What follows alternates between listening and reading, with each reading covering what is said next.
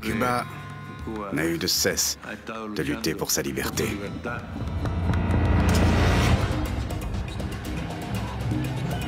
Il y a eu 100 000 morts. Mais malgré la défaite, le pays a changé.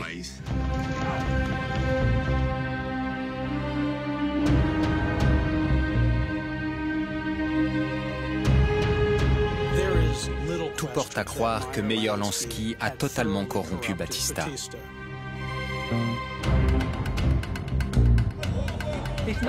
Ils n'ont pas menti. Ils n'ont rien promis d'autre qu'une révolution et ils l'ont faite.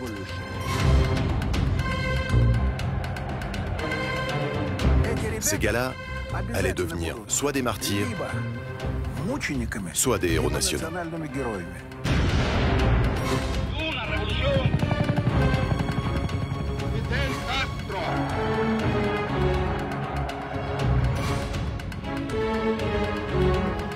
Il a dit à Khrouchtchev, vous devriez lâcher tout l'arsenal nucléaire soviétique. L'apocalypse.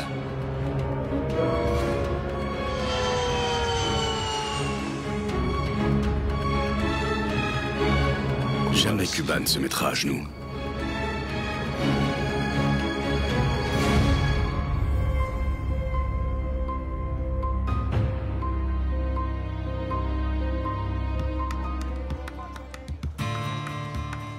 De nos jours, Cuba est un curieux mélange de paradis tropical et de nostalgie désuète. L'île est réputée pour ses cigares, son rhum et sa beauté coloniale.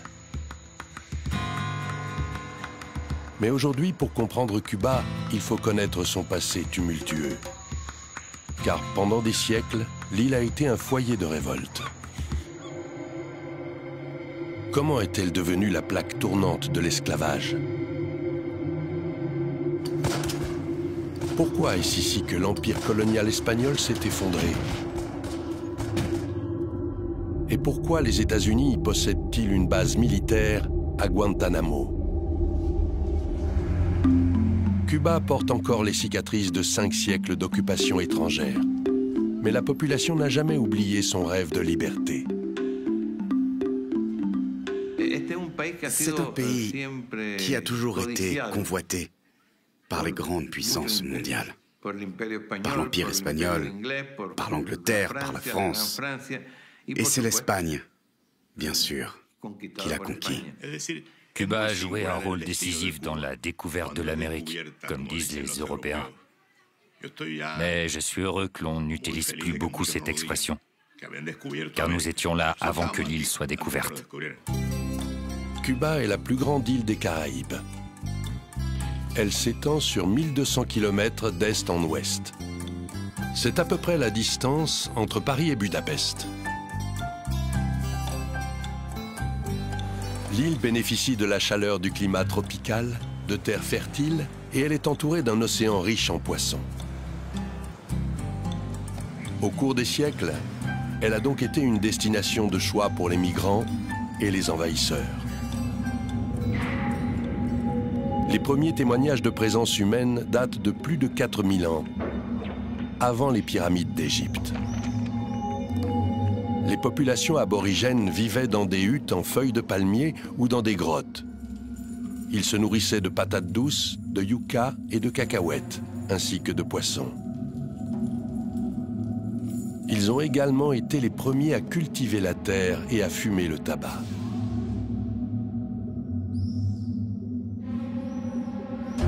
Le 28 octobre 1492, 3 caravelles apparaissent à l'horizon. Les habitants n'ont jamais vu d'hommes comme ceux qu'ils voient débarquer. Ils sont blancs, portent des épées et des casques en acier. Ce sont des Espagnols. Leur chef s'appelle Christophe Colomb. C'est grâce à Colomb que les Espagnols découvrent ces îles en 1492. Ils ignoraient où ils étaient et ne pouvaient pas deviner qu'ils avaient posé le pied sur ce qui serait un jour l'Amérique actuelle. Colomb retourne à Barcelone, vers ses mécènes, la reine Isabelle et le roi Ferdinand. Ils ont financé son voyage, mais il ne rapporte ni or ni argent. Seulement quelques indigènes cubains qu'il appelle des Indiens.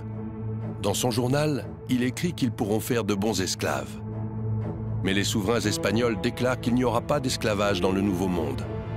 avant de renvoyer Colón conquérir Cuba et les îles environnantes. Leurs ordres seront vite ignorés. Ce qui s'est probablement passé, c'est que les Cubains ont été réduits au rang d'esclaves.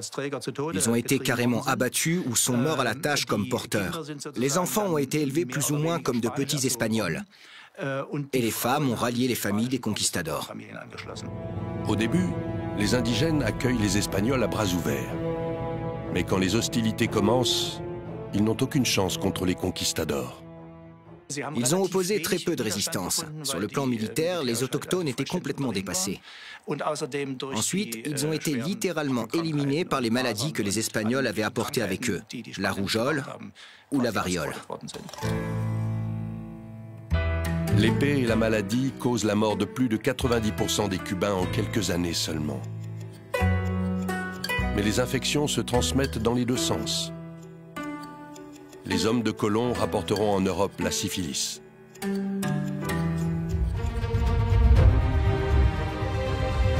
Le triomphe de l'Espagne sur le Nouveau Monde est un événement sans précédent dans l'histoire. Au nom de la croix et du roi, les conquistadors propagent la mort et l'esclavagisme. En raison de sa situation géographique stratégique, Cuba va avoir un rôle décisif à jouer. Le port de la Havane était la porte des Caraïbes. Et c'est par là que transitaient toutes les richesses du Nouveau Monde. L'or, l'argent, le bois et les épices. Cuba était la pierre angulaire du système impérial espagnol en Amérique latine. Dès les premiers temps de la colonisation, la Havane est devenue un carrefour du transport des marchandises et des richesses coloniales. C'était un port où les bateaux de la flotte des Indes se rassemblaient 1 ou 2 fois par an pour ce qu'on appelait Carrera de Indias, la course des Indes, avant de traverser l'Atlantique en convoi. Il suffit à l'Espagne d'à peine 50 ans pour envahir entièrement le Nouveau Monde. Les puissants empires Inca et Aztèques sont anéantis. Leurs trésors sont chargés sur les galions. Sur le chemin du retour vers l'Europe, ils se rassemblent à la Havane et ajoutent à leur cargaison l'une des précieuses plantes de l'île, le tabac. Durant tout le XVIe siècle, Cuba sera le premier exportateur de tabac. Les indigènes cubains le cultivaient et le fumaient bien avant les Européens. Les marins et les marchands espagnols l'ont fait connaître au reste du monde. Et c'est ainsi que Cuba est devenue l'île au tabac.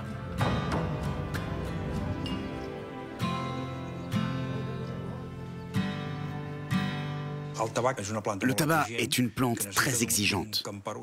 Elle nécessite beaucoup de soins. Les feuilles doivent être surveillées attentivement, car il faut les couper à un moment très précis. Il y avait des plantations avec des esclaves, mais aussi beaucoup de fermiers et de petits producteurs indépendants. Un siècle après l'arrivée de Colón, les indigènes des Caraïbes sont exterminés. Pour continuer à exploiter ces nouveaux domaines, l'Espagne doit importer de nouvelles forces de travail. Des marchands peu scrupuleux trouvent une solution, le commerce d'esclaves venus d'Afrique. 12,5 millions d'Africains seront entassés dans des navires négriers et transportés vers le Nouveau Monde. 1,5 million d'entre eux périront au cours du voyage. L'esclavage s'est implanté à Cuba comme dans tout le continent américain. 2 millions d'hommes environ ont été amenés sur l'île, comme une marchandise. C'était un commerce fructueux, fabuleux, important et sinistre. L'esclavage est arrivé très tôt à Cuba, dès que les Espagnols en ont pris le contrôle. Mais il n'est devenu une véritable institution que vers 1804-1805, quand les moulins à sucre d'Haïti ont été détruits. Haïti fait partie des îles proches de Cuba. C'est une colonie française depuis 1660. Tandis que Cuba vit du tabac, la culture de base haïtienne est la canne à sucre. C'est un commerce lucratif quand on dispose de la force de travail adéquate. En 1789, Haïti est peuplé de 32 000 colons blancs et 432 000 esclaves africains. Le 17 août 1791, ils se révoltent, tuent leur maître et livrent une guerre sanglante pour regagner leur liberté. L'industrie du sucre est anéantie. La conséquence, c'est que le premier producteur de sucre au monde a disparu en quelques années. Les Cubains y ont vu une opportunité et ont décidé de reprendre l'activité de la colonie française. Il faut noter que beaucoup de gens ont migré des colonies françaises d'Haïti et de Saint-Domingue vers Cuba. Ils ont apporté avec eux beaucoup d'argent et leur savoir-faire. Les Cubains accueillent à bras ouverts les réfugiés, anciens propriétaires de plantations à Haïti. Avec leur aide, l'île veut devenir la nouvelle capitale du sucre des Caraïbes. Mais pour cela, il faut faire venir de plus en plus d'esclaves d'Afrique. La révolution haïtienne a déstabilisé ce qu'on appelle pudiquement le commerce du bois d'ébène. Les appels en faveur de la libération des esclaves se multiplient. Le 1er août 1834, les Anglais déclarent que dans leur empire, ils seront désormais tous libres. Mais l'Espagne et Cuba refusent de les suivre. Le commerce du sucre repose sur l'esclavagisme. À partir du milieu du siècle, vers 1850-1860, l'Espagne a développé l'industrie du sucre à Cuba, si bien que le pays est devenu le premier exportateur. La culture de la canne à sucre, en tout cas pour les Cubains, nécessitait le recours au travail forcé. Des esclaves ont été amenés dans l'île quasiment sans interruption, jusqu'aux années 1860. Pendant plusieurs siècles, l'esclavage est un élément central de l'histoire de Cuba. Plusieurs recensements historiques montrent que les Africains sont plus nombreux que les colons espagnols, sans atteindre l'écart qui a fait éclater la révolution haïtienne. Aujourd'hui, on estime que 60% des Cubains descendent, en partie tout au moins, de ces esclaves. Sans les Noirs, Cuba ne serait pas Cuba. Sans les Afro-Cubains, nous n'aurions pas la littérature, la musique, les danses que nous connaissons. L'île ne serait pas ce qu'elle est aujourd'hui. Mais cet héritage n'est pas le plus important. Ce que les esclaves africains ont légué à l'île de plus précieux, c'est leur sueur et leur sang, qui ont fabriqué, qui ont créé la nation cubaine. Les plantations de canne à sucre s'étendent, malgré l'augmentation constante des impôts et des taxes douanières imposées par l'Espagne. Les colons blancs de la Havane deviennent riches. Les campagnes sont ravagées par la pauvreté. Le plus gros consommateur de sucre de Cuba est son voisin du Nord, les États-Unis d'Amérique. L'Espagne a maintenu l'esclavage à Cuba. Ce n'est qu'ainsi que le système colonialiste espagnol a pu perdurer si longtemps. Les Cubains savaient parfaitement que sans la domination espagnole, les Britanniques auraient mis fin à l'ensemble du système. Pendant plus de 3 siècles, l'Espagne règne sur de vastes territoires en Amérique. Ce n'est qu'au début du 19e siècle que ces colonies, l'une après l'autre, commencent à se révolter. L'Empire espagnol touche à sa fin. Cuba lui reste fidèle en raison de l'esclavage qui garantit les énormes profits générés par la canne à sucre. C'était une sorte d'atout entre les mains de Madrid. Les Espagnols ont toujours souligné le fait qu'ils maintenaient l'ordre et que c'était grâce à cela que l'économie cubaine était florissante.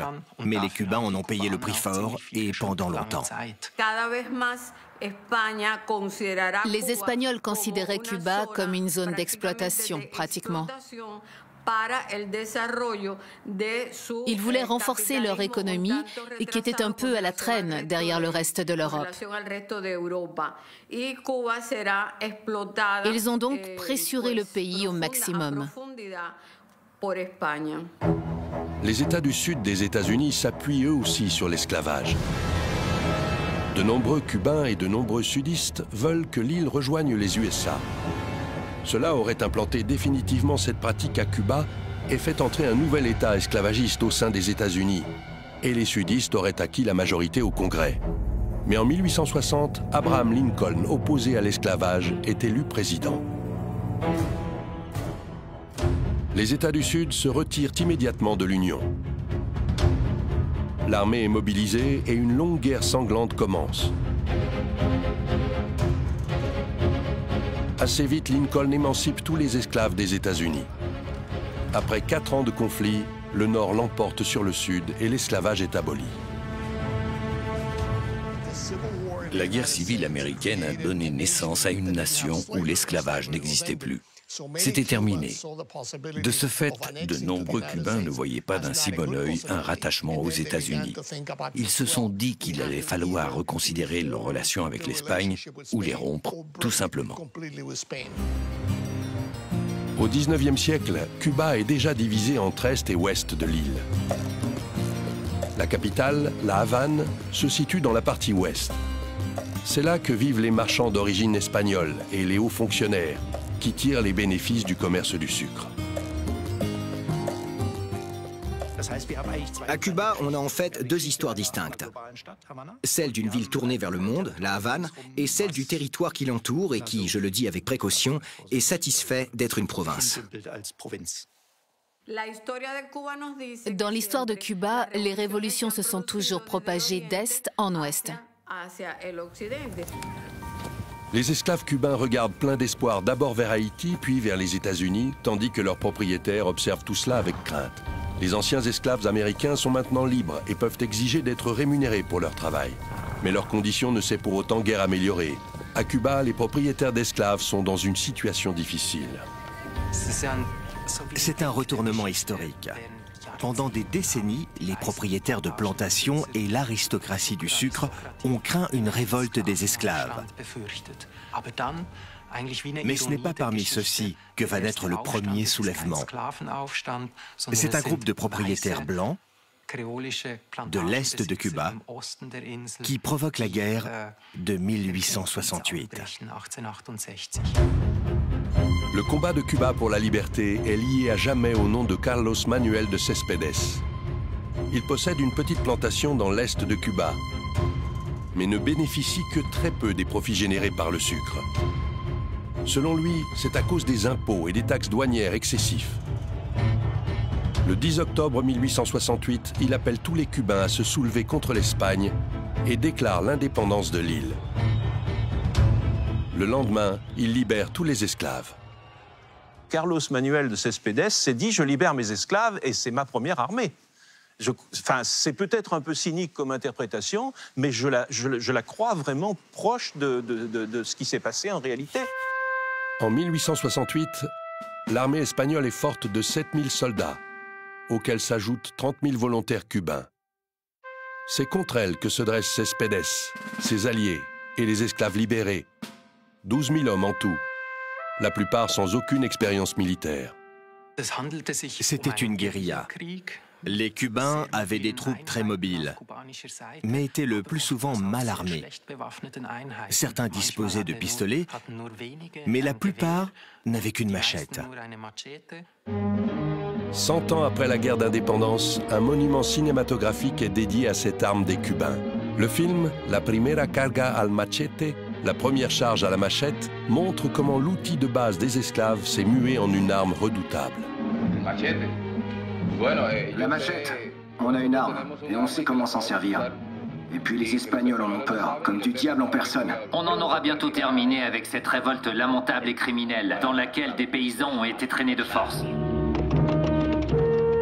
L'Espagne envoie 33 000 soldats en renfort.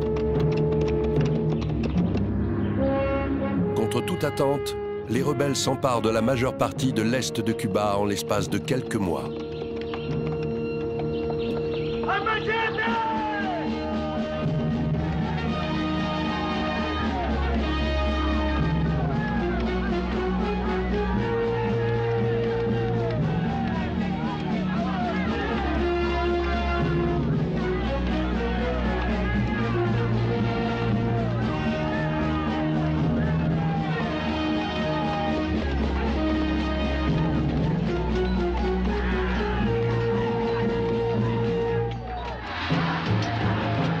Les Espagnols répliquent en recrutant massivement des troupes auxiliaires cubaines. Et c'est ainsi que la révolte de Céspedes se transforme en guerre civile. Des Cubains se battent contre des Cubains pour l'avenir de leur pays. Les Espagnols savaient comment mener une guerre en Europe. Ils ont apporté leurs connaissances stratégiques. Quand ils ont vu la géographie de Cuba, sa forme longue et étroite, ils ont eu l'idée de couper l'île en deux, tout simplement. L'armée espagnole construit un réseau de tranchées et de tours d'observation qui traversent l'île. Le projet est de la diviser et de circonscrire le conflit à la partie est de Cuba. L'ouest, riche, et sa capitale, la Havane, seront ainsi préservés. Cette ligne de défense ne sert pas à grand-chose. Les rebelles la traversent dans les deux sens, brûlent les champs de canne à sucre et assassinent ceux qui collaborent avec les Espagnols. La terreur engendre la terreur. Un peu plus tard, les Espagnols se mettent à exécuter sur le champ, sans procès, les rebelles qu'ils capturent. Le 27 février 1874, Carlos Manuel de Céspedes est tué par une balle espagnole. Privé de son chef, l'armée rebelle se désagrège en une pléiade de petits groupes de guérilleros. Les insurgés ne peuvent plus gagner la guerre, mais les Espagnols non plus. Les conflits de ce type ne peuvent jamais être gagnés militairement. Il faut pour cela mener d'habiles tractations politiques. Et c'est ce qui se passe. Un traité de paix est conclu en 1878, au bout de 10 ans de guerre. Il y a eu 100 000 morts. On ne pouvait pas gagner la guerre. Mais le pays a changé. Cuba est resté une colonie espagnole. Mais il y a eu de vraies réformes, municipales, administratives, et une certaine liberté d'expression. Les partis politiques ont été autorisés. Malgré tout, Cuba restait une colonie. L'Espagne ne montre guère d'enthousiasme à mettre en place ces réformes. Seuls les esclaves qui peuvent prouver qu'ils ont combattu sont libérés. Pour l'abolition pure et simple, il faudra encore attendre 8 longues années. Durant cette période, il n'y a pas eu de nouveau transport d'esclaves vers Cuba, mais aucune libération non plus. Il y a eu une période de transition. L'abolition s'est faite petit à petit, jusqu'en 1886. Pour beaucoup de rebelles, les réformes espagnoles ne vont pas assez loin. Des milliers d'entre eux s'exilent, la plupart aux États-Unis. Parmi eux, un jeune journaliste et poète. Pendant la guerre, il a été arrêté par les Espagnols et condamné aux travaux forcés.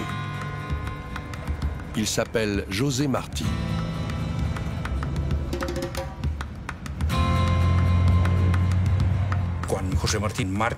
José Martí a décidé de quitter Cuba, en grande partie à cause de la situation politique. Il s'est installé aux États-Unis et s'est rendu compte que la majorité des exilés cubains parlaient très ouvertement de se lancer dans une nouvelle guerre contre l'Espagne afin de libérer leur mère patrie. José Martí, si vous voulez, c'est un petit peu, j'allais dire, le Fidel Castro de 100 ans avant. C'est-à-dire un jeune homme de famille moyenne et qui s'est convaincu de la certitude que les Espagnols n'avaient plus rien à faire à Cuba.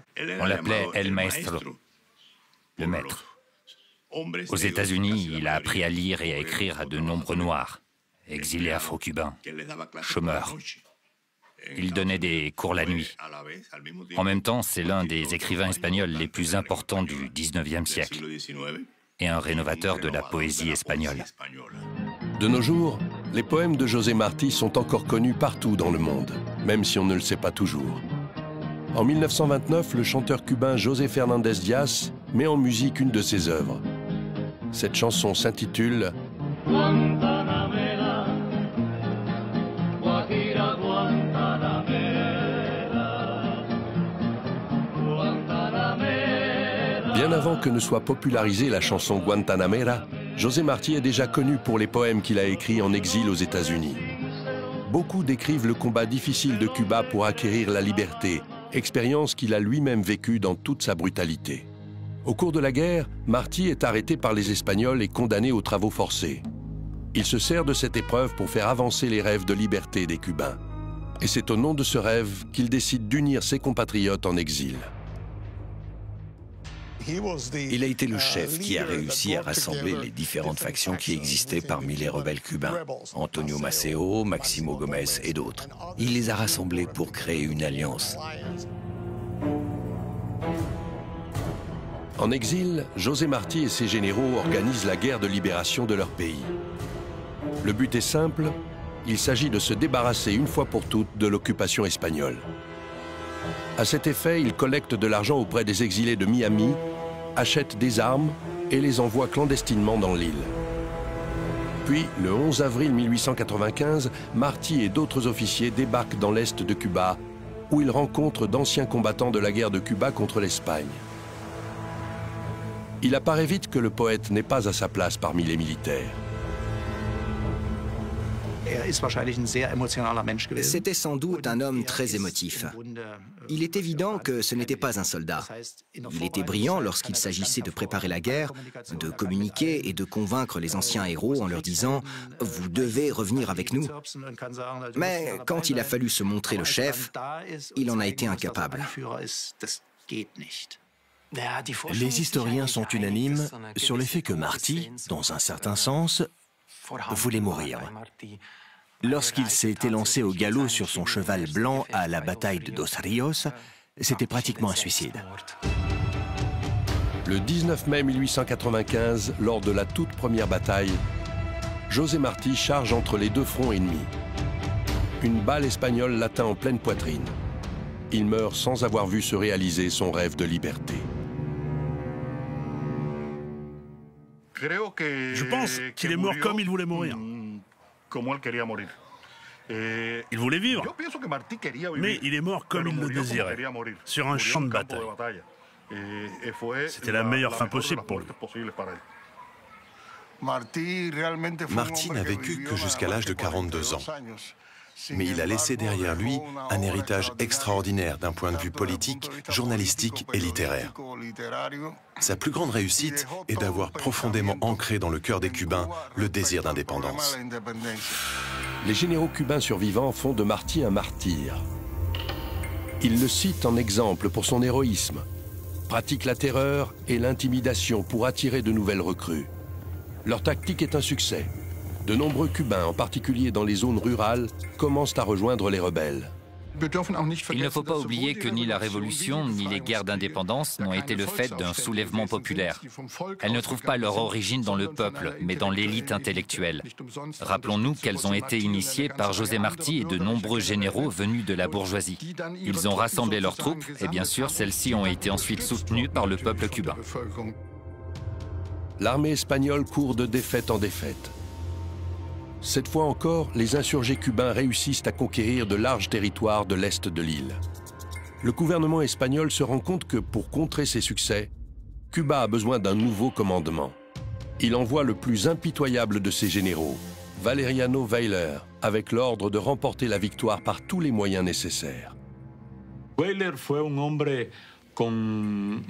Les méthodes de Weyler passaient par l'extermination. Il a créé ce qu'on a appelé la politique de reconcentration.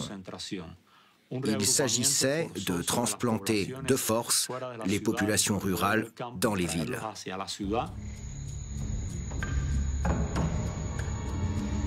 La politique de reconcentration de Weyler est conçue pour priver les révolutionnaires de leur soutien de base. De larges territoires de l'île sont ainsi dépeuplés. La population rurale est forcée de quitter ses foyers et de déménager vers les villes déjà surpeuplées. Ceux qui résistent sont immédiatement exécutés. Dans les zones rurales désertées, tout est entièrement rasé. Et quand les villes ne peuvent plus accueillir de nouveaux réfugiés, Weyler donne l'ordre de construire des camps de concentration. Des vagues de réfugiés se mêlaient à ceux qu'on réinstallait de force. On a assisté à une crise d'une ampleur à peine imaginable. Des dizaines de milliers de civils affluaient vers les villes et les villages encore debout, et il fallait s'en occuper. C'était un désastre humanitaire gigantesque. Il faut imaginer. 400 000 personnes ont été déplacées. Il y a eu entre 155 000 et 170 000 morts. De nos jours, je pense que les Nations Unies voteraient en faveur d'une intervention. Seul le puissant voisin, les États-Unis, est en capacité d'intervenir. Étant donné la terreur que les Espagnols font régner sur Cuba, c'est la dernière chance des rebelles. Ils font appel à un nouvel allié, la presse à sensation américaine. Des Cubains envoient clandestinement vers les États-Unis des photos et des reportages sur les atrocités commises dans leur pays. Ils les remettent aux journaux appartenant aux magnats de la presse Joseph Pulitzer et Randolph Hearst. On peut dire qu'il s'agit de l'une des premières guerres d'information. Les organisations révolutionnaires cubaines des États-Unis ont cherché à capter l'attention du public vers cette guerre en apportant à la presse des informations. Elles ont insisté sur les atrocités commises par les Espagnols et sur les grandes victoires des révolutionnaires. Dans cette lutte de propagande, ces derniers avaient clairement l'avantage. Aux États-Unis, beaucoup de journaux étaient opposés à la mainmise des Espagnols sur Cuba. Ils ont commencé à travailler l'opinion américaine, à la préparer à l'idée d'une intervention militaire. Le président américain William McKinley est soumis à la pression orchestrée par la presse. De nombreux citoyens réclament une intervention à Cuba, mais McKinley ne veut pas voir son pays s'enfoncer dans la guerre. Il préfère lancer un ultimatum à l'Espagne. Libérer Cuba ou les États-Unis livreront un armement moderne aux rebelles. McKinley tente une démonstration de force. Il envoie à La Havane en janvier 1898 un des bateaux les plus récents de la marine américaine. L'USS Maine n'a que 3 ans. Et ses canons de 25 cm ont une portée de 18 km.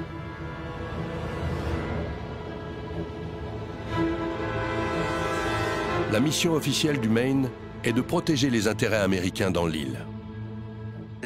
À Cuba, le chef de la diplomatie américaine avait déjà insisté en 1896 pour qu'une flotte reste à proximité de l'île pour défendre les intérêts, les actifs et les citoyens américains en cas d'urgence.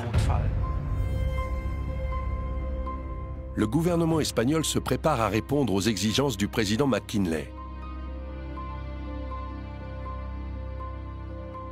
Mais le déploiement de l'USS Maine passe aux yeux de la presse à sensation espagnole pour un acte d'agression.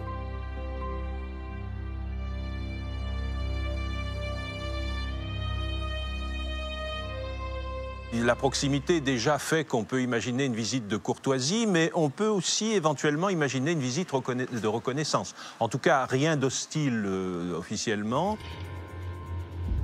Le 15 février 1898 à 21h40, l'USS Maine est ancrée dans la baie de La Havane.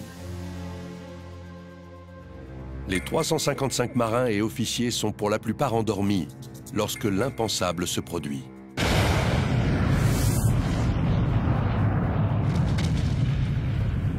Sans signe avant-coureur, une terrible explosion coupe le navire en deux. Il faudra des heures avant que l'on mesure toute l'étendue des dégâts. Le nombre de morts est terrifiant. 261 hommes parmi les 355 qui étaient à bord périssent dans la catastrophe. Une enquête sur les causes de cette explosion est immédiatement lancée.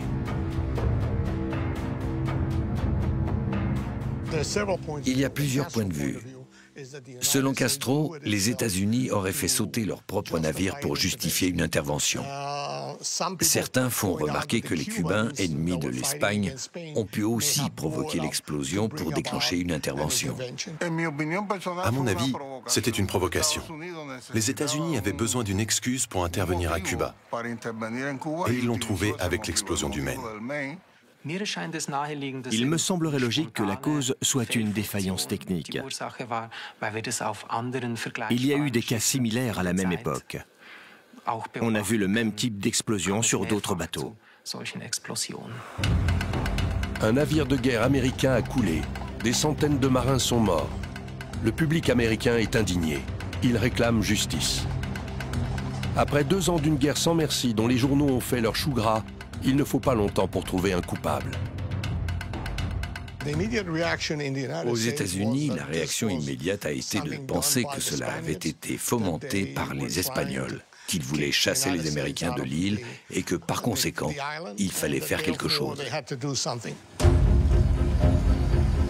Le président McKinley cède finalement à la pression et mobilise l'armée. Le 21 avril 1898, le Congrès déclare la guerre à l'Espagne. L'objectif officiel est d'offrir à Cuba son indépendance. Le Congrès décrète que Cuba ne pourra être annexé aux États-Unis. Pour l'Espagne, cette déclaration de guerre est un désastre. Cuba était considéré comme une partie de notre territoire national, l'Espagne. On était donc devant l'agression d'une puissance étrangère contre la nation. Naturellement, pour beaucoup d'Espagnols, c'était inadmissible. À Cuba, l'armée espagnole ne peut pas tenir longtemps sans recevoir des ravitaillements d'Europe. Pour utiliser ce talon d'Achille, la marine américaine établit rapidement un blocus maritime autour de l'île.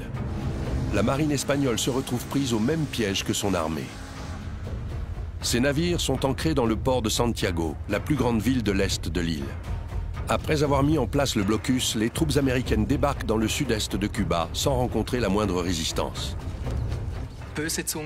Les cyniques affirmaient que les États-Unis allaient laisser l'île se vider de son sang au cours d'une guerre de 3 ans et qu'ils interviendraient au dernier moment quand tout le monde serait épuisé.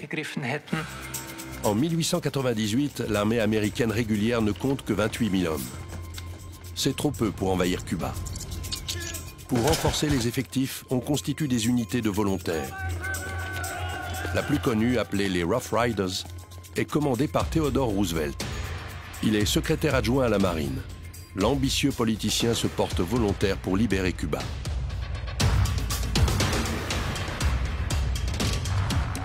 En juin 1898, les Rough Riders sont filmés par un des pionniers du cinéma, Thomas Edison.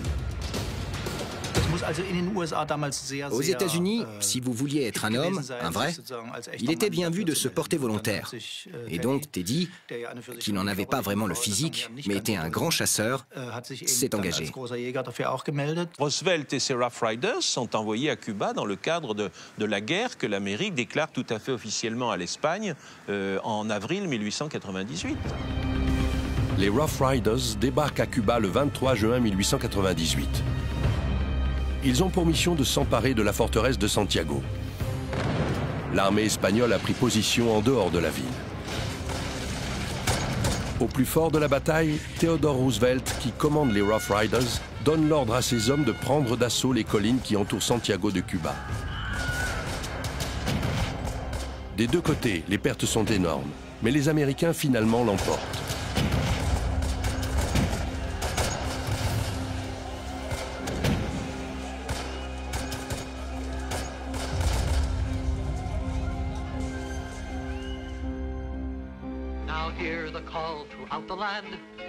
Roosevelt et ses Rough Riders deviennent connus de tous. Mais leur contribution réelle à la victoire est vivement contestée.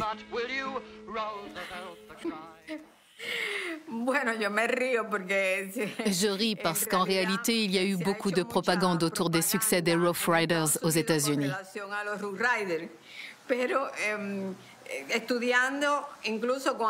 Quand on étudie le champ de bataille, même mes collègues nord-américains doivent admettre qu'en vérité, ils n'ont même pas pris la colline de San Juan, mais une autre, un peu plus loin. La bataille de San Juan, je crois que ça a été la bataille la plus importante, mais il ne faut pas s'imaginer que c'est Austerlitz ou Waterloo, hein. C'est une petite bataille, si vous voulez. Alors évidemment, à l'échelle de Cuba, c'est très important. À l'échelle de l'Espagne, c'est important. Je pense qu'à l'échelle de l'Amérique, c'est une petite bataille, mais déterminante. Forts de cette victoire, les troupes américaines et les rebelles cubains assiègent Santiago. Certes, ils menacent l'armée d'Espagne, mais c'est aussi leur dernière chance de victoire.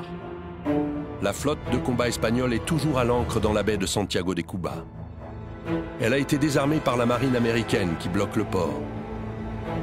Mais les navires espagnols sont plus modernes. Leur seule chance est de gagner le large. Le 3 juillet 1898, ils quittent le port pour forcer le blocus et tenter une échappée. En fait, les navires espagnols étaient plus petits et plus mobiles. On pensait qu'ils étaient capables d'en remontrer à la marine américaine grâce à leur vitesse supérieure, qui leur procurait un avantage tactique. Mais ils ont eu des problèmes, en commençant par un charbon de mauvaise qualité, ce qui ne leur a pas permis d'atteindre leur vitesse maximale. Et puis, tout simplement, les marins espagnols n'étaient pas assez entraînés. Le Vizcaya, un croiseur cuirassé que l'on voit ici sur des images de 1898, fait partie de la flotte espagnole. Mais l'Espagne se retrouve bientôt dans une situation désastreuse, à cause de ses bateaux flambant neufs. De nombreuses tourelles ne sont pas finies. Les canons, qui sont en mesure de faire feu, atteignent leur cible, mais les munitions apportées par bateau sont remplies de sueur. Les grenades d'exercice qui pleuvent sur les navires américains n'ont que peu d'effet. La flotte américaine, qui ne connaît pas ce genre de problème, écrase les Espagnols au cours d'une bataille d'à peine 2 heures. 323 marins espagnols y trouvent la mort et 1729 sont faits prisonniers. Du côté adverse, on compte un seul mort et aucun blessé. Pour l'Espagne, privée de sa flotte, la guerre est finie. C'est un tournant véritablement capital dans l'histoire de l'Espagne. Au fond, il y a l'Espagne d'avant 1898, un empire colonial au rayonnement mondial, et l'Espagne d'après 1898, un pays européen de second plan qui n'a plus grande importance. L'Espagne capitule et Cuba jubile. À La Havane, le drapeau espagnol est abaissé pour la dernière fois le 13 août 1898. Pourtant, le rêve de liberté et d'indépendance n'est pas encore devenu réalité. Ce n'est pas le drapeau cubain qui est hissé, mais celui des États-Unis. Auparavant colonie espagnole, Cuba est maintenant sous protectorat américain. Il y a eu de grandes discussions parmi les historiens cubains pour savoir si les Cubains auraient fini par vaincre, si la guerre s'était poursuivie. Certains disent que non, que les USA ont joué un rôle clé, mais pour les historiens nationalistes et plus tard certains marxistes, les Cubains auraient pu gagner la guerre. Les États-Unis ont profité de l'occasion pour conquérir et prendre le contrôle de l'île. Il y a donc plusieurs interprétations de ces événements. La victoire sur l'Espagne ouvre les portes de la Maison-Blanche à Theodore Roosevelt. Il devient président en 1901. Selon les promesses qu'il a faites avant la guerre, Cuba doit devenir indépendante sous sa présidence. Mais entre-temps, les entreprises américaines ont pris le contrôle d'une grande partie de l'économie cubaine. En 1998, l'opinion du peuple à l'égard du gouvernement américain et de son armée est tout à fait positive. Jusqu'à 1898, les Américains, c'est les anti-espagnols. Donc l'image des Américains est excellente. Bon, il est clair qu'à partir de 1898, et en tout cas pendant les années où ils exercent une domination militaire, puis un protectorat politique, il est clair que leur image, je dirais presque, s'effondre. Pour les Américains, Cuba a toujours été historiquement une terre au fond qui était une espèce d'appendice des États-Unis. Et c'est vrai qu'une fois que les Espagnols sont partis, eh bien, ils ont toujours eu un regard sur Cuba comme étant un peu un département américain. Donc ce n'est pas une colonie, mais ça lui ressemble quand même bigrement. Les États-Unis sont devenus maintenant des occupants. Mais les Cubains ne veulent plus continuer à vivre sous la domination étrangère. D'ailleurs, les Américains n'ont-ils pas mené cette guerre pour libérer l'île? En échange du retrait de ses troupes, le gouvernement américain exige de très larges garanties. Ils ont fait autre chose. Ils ont créé une convention constitutionnelle. Les Cubains se réunissent donc et commencent à rédiger une constitution en 1901.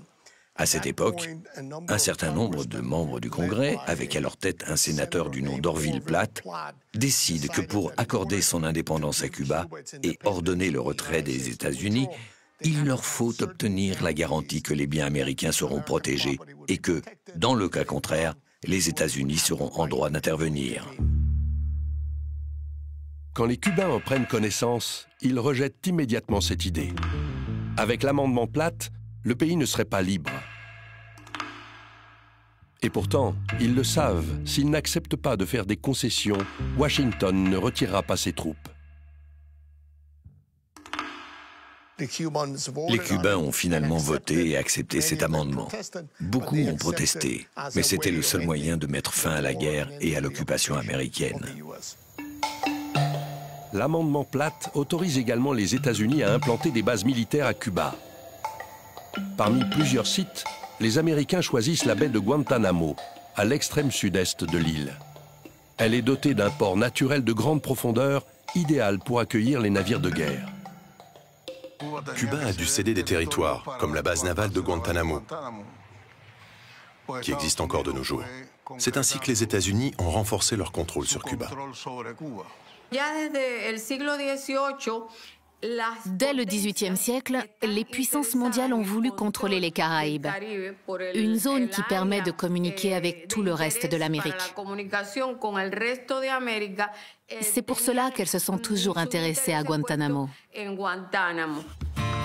C'est là que la marine américaine construit sa plus grande base navale hors des États-Unis. Au même moment, les USA lancent la construction du canal de Panama, qui relie les océans Atlantique et Pacifique. À partir de Guantanamo, ils contrôlent tout le trafic maritime caribéen.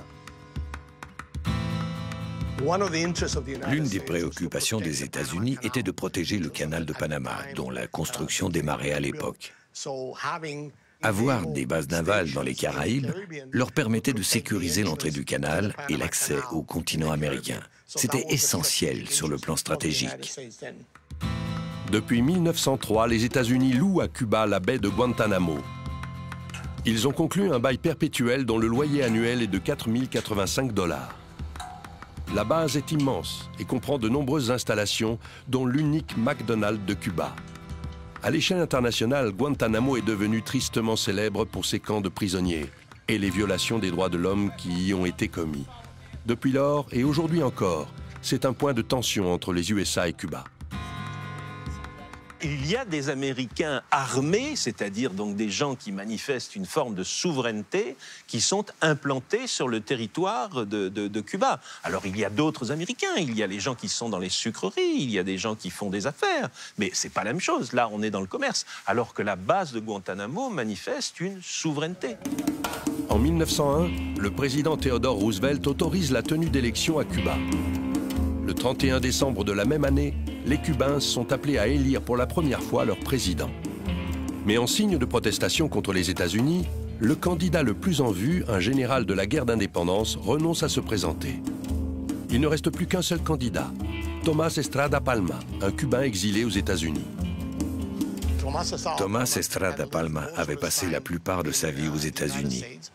Il était professeur à Philadelphie et n'avait pas participé activement à la guerre. Sans la présence d'une opposition, Estrada Palma est certain de remporter la victoire. Les 3/4 des Cubains votent pour lui, les autres votent blanc ou nul. Par l'intermédiaire du commandement militaire à Cuba, Roosevelt lui envoie ses félicitations. Tomás Estrada Palma, à mes yeux, est l'un de ces présidents qui ont été, en somme, ne disons pas installés par les États-Unis, puisque la Constitution prévoit une représentation parlementaire, etc. Mais il est clair que c'est le premier président de Cuba sous l'amendement Platt. Sous la présidence d'Estrada et de ses successeurs, Cuba reste dans la sphère d'influence américaine. Un monument est dressé au centre de la Havane en hommage aux victimes de l'USS Maine. Un aigle américain qui surveille l'île. Cuba n'a jamais été indépendante, à l'exception d'un bref moment historique après les guerres d'indépendance. Mais très vite, les États-Unis sont intervenus et ont repris le contrôle. Nous sommes sortis de la domination coloniale espagnole pour tomber directement sous la loi semi-coloniale des États-Unis. C'est ainsi que Cuba a toujours lutté pour sa liberté, pour sa dignité et pour sa souveraineté. En 1901, l'île fait ses premiers pas vers l'indépendance. 4 siècles de domination espagnole se terminent. Mais l'avenir de l'île est toujours incertain, comme il l'est encore de nos jours. Le concept de démocratie importé par les États-Unis est complètement nouveau pour les Cubains et plus difficile à mettre en place que nous pouvons l'imaginer aujourd'hui. Et si Cuba voulait y renoncer, les soldats américains sont là, prêts à reprendre le contrôle. Depuis l'époque de Pulitzer et Hearst, la catastrophe de l'USS Maine, la guerre hispano-américaine, puis l'occupation américaine, les relations entre les États-Unis et Cuba sont toujours tendues.